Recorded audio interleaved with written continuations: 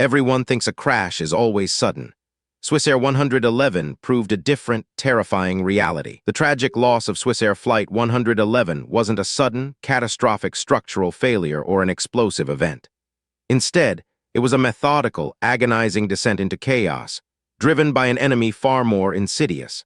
A fire that spread silently, relentlessly, and invisibly until it consumed the very systems meant to save it. On September 2, 1998, Swissair Flight 111, a McDonnell Douglas MD-11, departed New York's JFK International Airport bound for Geneva, Switzerland.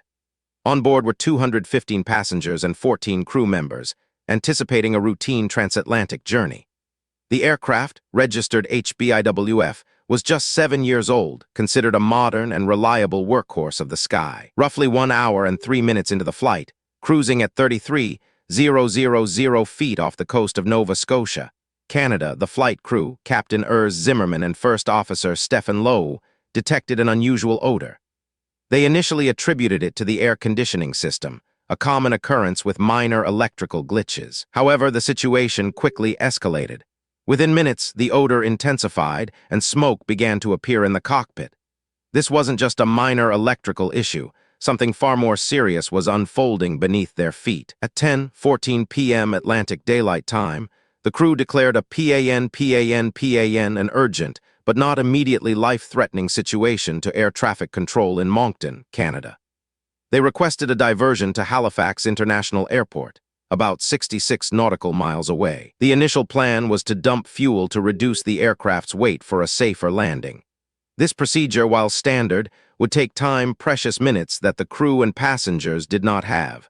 The fire was not visible, but its effects were becoming terrifyingly apparent. As the MD-11 circled, preparing to dump fuel, critical flight systems began to fail. The flight recorders, the very black boxes designed to capture the final moments, ceased operation at 10:25 p.m. This loss of data would complicate the subsequent investigation significantly. The fire, unbeknownst to the crew, was spreading rapidly above the cockpit ceiling, in an area known as the avionics bay. This space was densely packed with electrical wiring, insulation, and various electronic components, a perfect fuel source. The cockpit environment degraded quickly. Lights flickered, displays went blank, and the pilots reported losing instruments. The ability to control the aircraft was rapidly diminishing. They were flying blind, in more ways than one, into an unseen inferno. At 10:31 p.m., just 6 minutes after the black boxes stopped recording, Swissair Flight 111 struck the Atlantic Ocean with immense force near Peggy's Cove, Nova Scotia. There were no survivors. The crash site was devastating, spread across a wide area of ocean floor. The recovery effort became one of the most extensive and complex in aviation history, involving the Canadian Forces, the Royal Canadian Mounted Police, and civilian divers. Over the next 2 years, an astonishing 98% of the aircraft was recovered, piece by painstaking piece, from the ocean depths. This included over 2 million fragments, meticulously catalogued and reassembled in a hangar in Shearwater, Nova Scotia. The investigation, led by the Transportation Safety Board of Canada, faced an immense challenge. Without flight recorder data for the final minutes, investigators had to piece together the sequence of events from the physical evidence alone. What they discovered was chilling.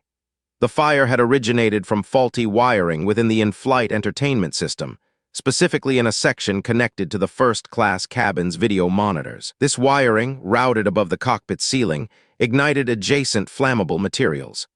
Among these materials was MPET, a metallized polyethylene terephthalate insulation blanket, commonly used in aircraft for thermal and acoustic properties. MPET, while effective as an insulator, proved highly flammable once ignited. The fire spread rapidly across these blankets, creating a devastating conflagration that quickly compromised the aircraft's critical systems. The sheer volume of electrical wiring in the avionics bay, combined with the flammable insulation, created a perfect storm.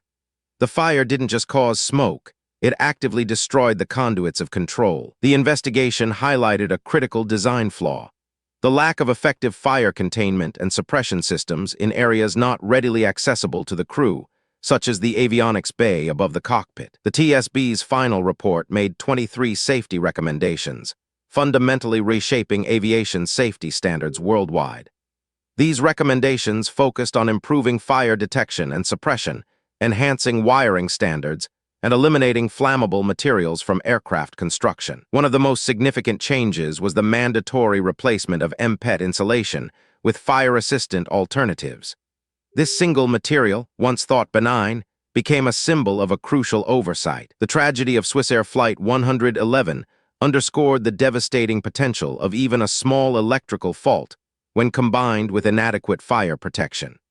It taught the aviation industry that fire in an inaccessible area could be as catastrophic as a structural failure. The crew's valiant efforts to save the aircraft, while ultimately unsuccessful, demonstrated their professionalism under unimaginable duress.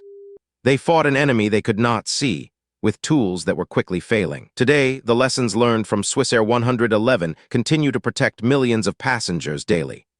Every time you fly, the wiring, the insulation, and the fire detection systems are a direct legacy of that night in 1998, ensuring such a silent, uncontrollable inferno never happens again. The story of Swissair 111 isn't just a tale of loss.